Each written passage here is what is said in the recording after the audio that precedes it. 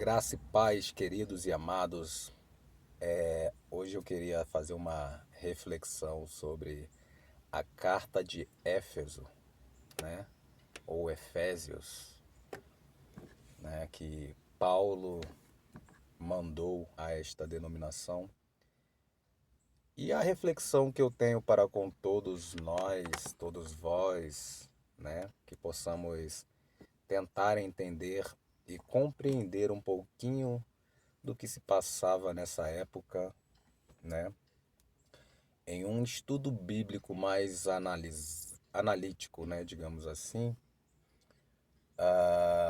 temos que fazer os seguintes apanhados, tá?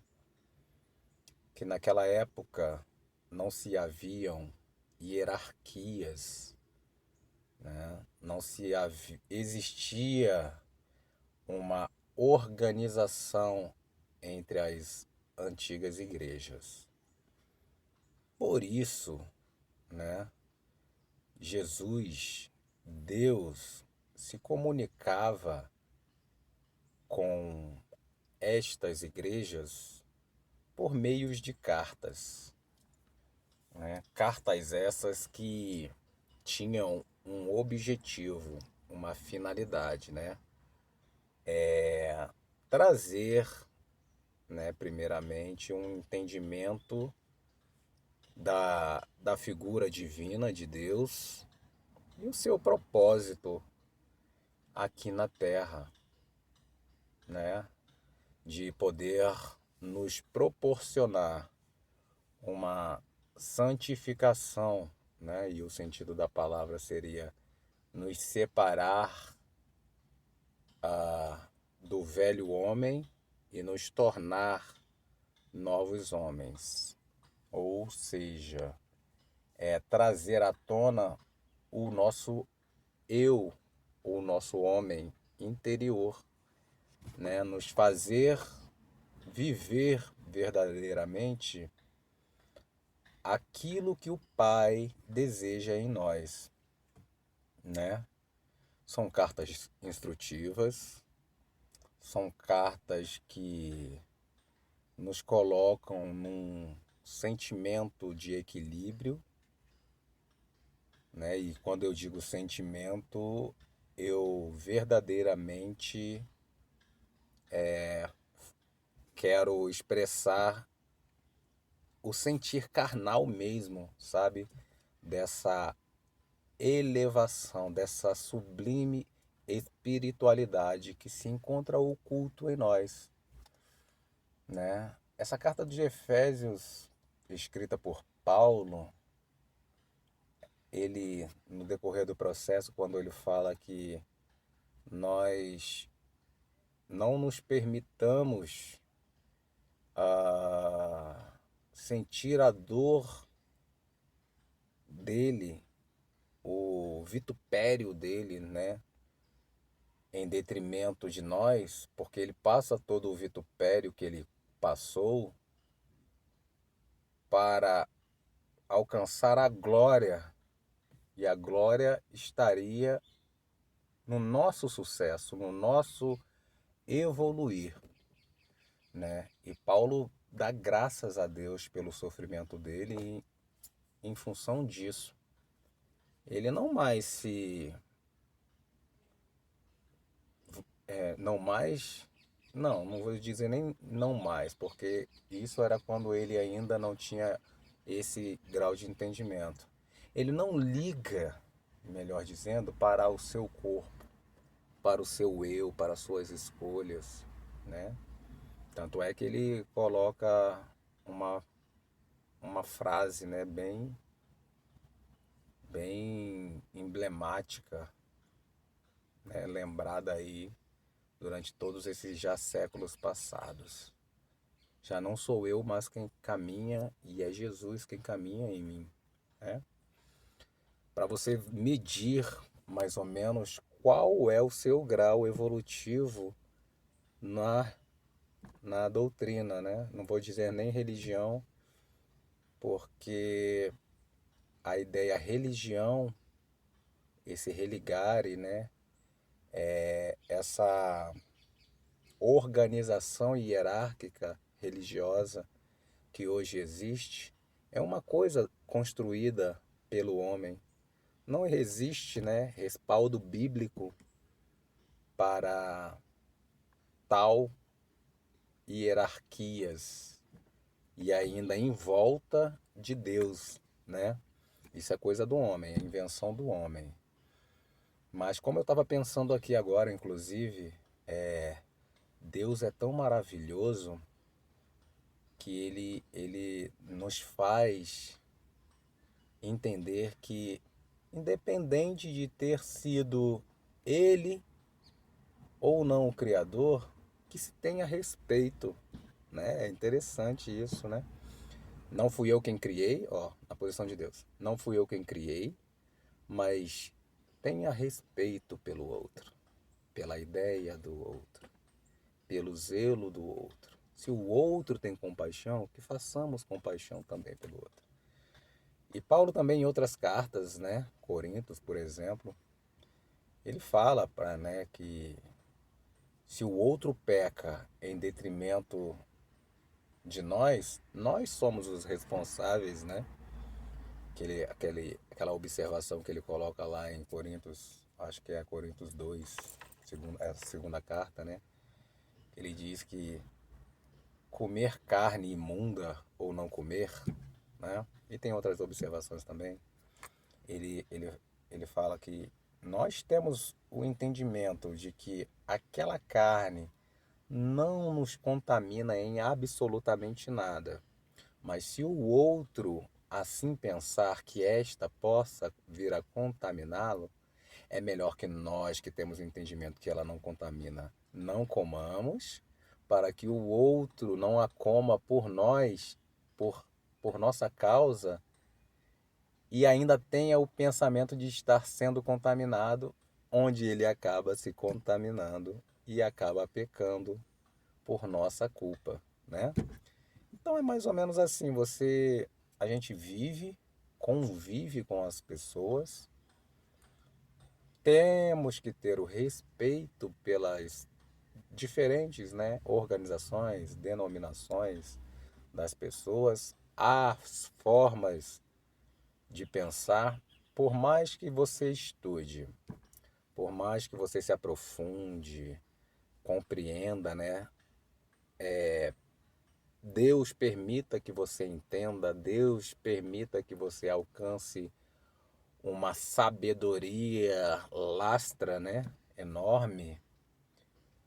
É preciso que tenhamos o entendimento que se o outro não buscou ou não sei, por dificuldade própria, individual, claro que nós temos um entendimento que essa limitação que o outro tem de alcançar um determinado entendimento, ela é imposta por Deus mesmo. Não é o momento do outro saber, né? Você teve a graça, você teve a misericórdia de Deus, a autoridade do Senhor para alcançar determinado entendimento, né, ensinamento. Amém. Isso é bom, isso é ótimo, isso é importante, mas que nós não nos permitamos que a soberba, né, a autossuficiência venha a coexistir em nós, junto com essa divindade que Deus nos proporcionou de estar em nós, né? Tenhamos a hombridade, o entendimento que o outro ainda engatinha, por assim dizer, né? Não que você, nossa, eu estou acima, eu sei mais, eu posso mais. Não, nada disso. Eu acho que cada um vai ter seu tempo, seu momento. O que vale em nós é termos a paciência, a tolerância. Porque veja só, se Sandro, né, tenho um determinado entendimento sobre alguns assuntos e outras pessoas pensam e questionam diferente do que é aquilo que eu penso, creio eu, tá? que eu não devo, de forma alguma, discutir. Claro, a discussão no entendimento da palavra, ela é algo saudável, né? A discussão, ela vai se equivalendo, vai se organizando até chegar um momento que ela se equilibra. E aí uma ideia passa a ser centralizadora e passa a superar a outra ideia, que vai ser superada por esta nova ideia, né? A discussão em si, ela é para se chegar a um consenso, né? Mas na linguagem popular, a discussão, ela é algo perturbador, né? Que provoca ondulações e não vai haver aí um equilíbrio entre as diferentes ideias. Vai haver sim desequilíbrio, né? Vai haver sim exaltações, perturbações das diferentes partes que vão estar envolvidas. E com isso não vai se chegar a um denominador comum, né? Aonde gera brigas, discussões, elevação no tom da voz, né? E até coisas piores podem vir a acontecer, violências físicas, psicológicas, xingamentos e etc, etc, etc. Bom, eu estou aqui para dizer para vocês que esse nível jamais pode se buscar, né? E muito menos se alcançar. Temos que ter esse entendimento do Pai, que é justamente esse respeito pela ideia do outro.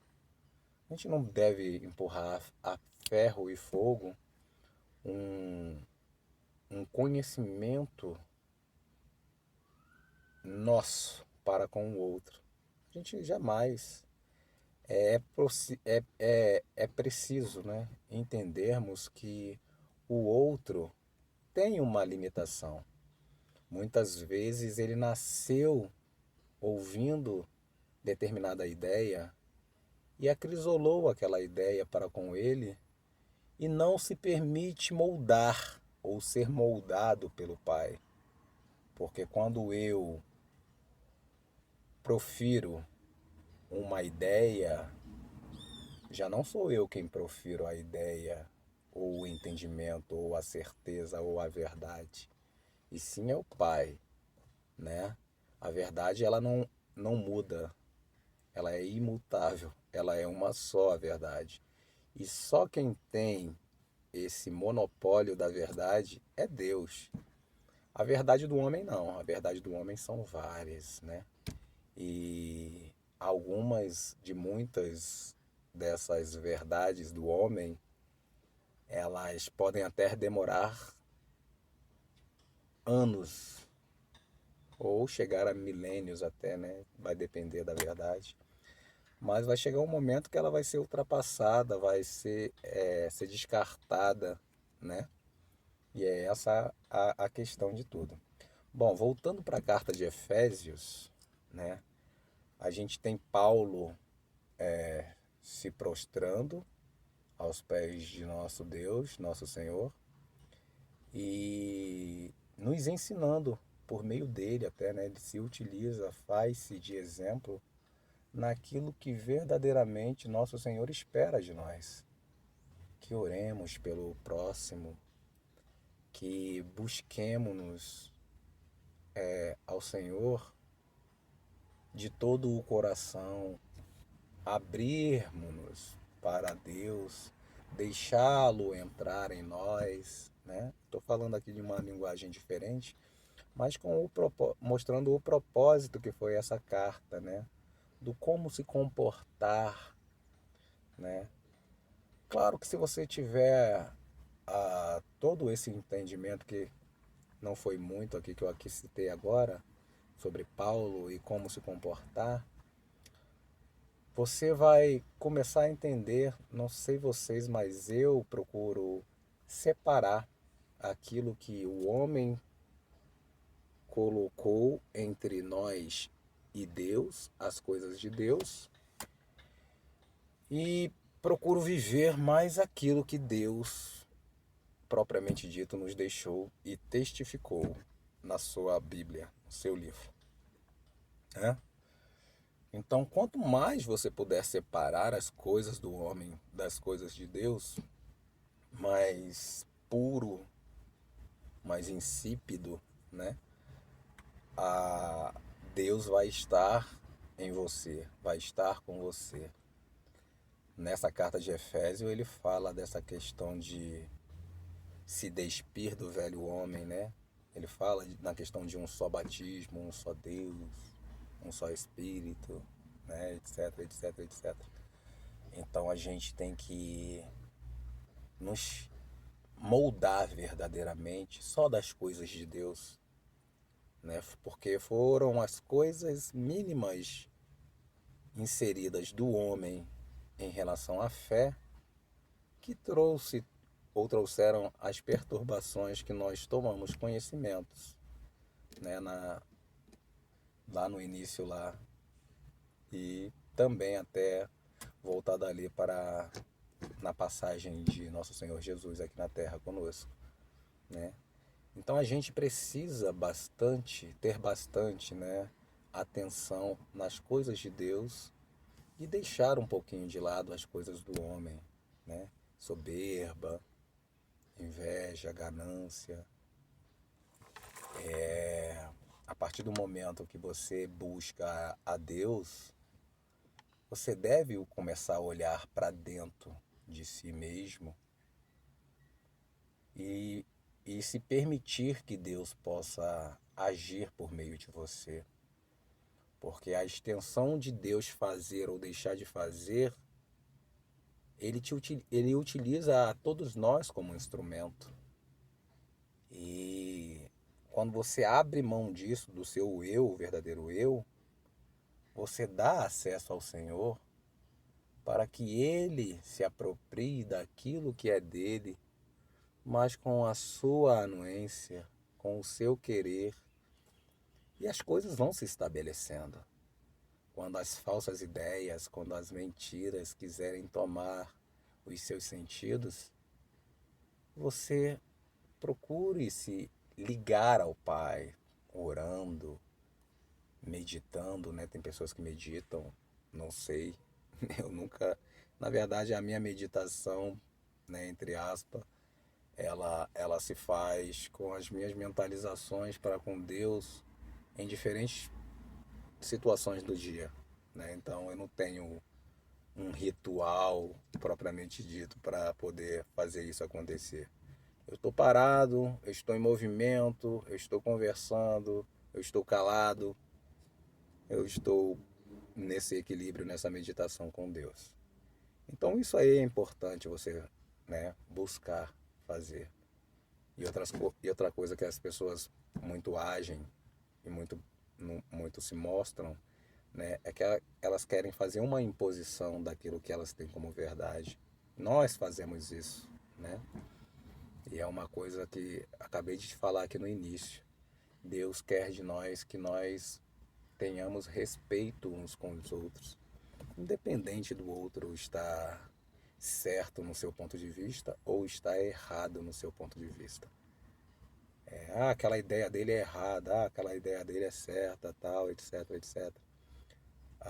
Eu acho que no momento certo, Deus providencializa, né, aquilo que o outro deva conter ou não deva conter. Amém? Então fica aqui minha ilustração sobre a carta de Efésios. Eu gostaria de lembrá-los que a carta de Efésios, ela, para mim, tá? Não é, não é comprovado cientificamente ou filosoficamente falando. Mas para mim a carta de Efésios, ela é uma referência para aqueles que estão iniciando, né, uma nova jornada, essa nova jornada que é conhecer Deus, buscar a Deus, buscar conhecer a si mesmo e compreender a si mesmo no que verdadeiramente compete essa migração do velho homem para o novo homem, tá bom? Então, quero deixar aqui esse respaldo, essa conservação, essa primazia de informação para vocês que mergulhem de cabeça até em Efésios, que eu acho que quando você filtrar, buscar verdadeiramente Deus nessa carta, você vai sair moldado e modificado. E Deus vai se alegrar com isso, porque Deus preparou Paulo de uma forma tão especial que até hoje nas leituras você consegue absorver e sentir tudo aquilo que Paulo viveu, conviveu e sentiu nos dias dele aqui na Terra. Beijo no coração de vocês, que essa reflexão possa ter uma significação na vida de cada um de nós. Forte abraço. Até aqui Deus tem me ajudado. Fica com Deus.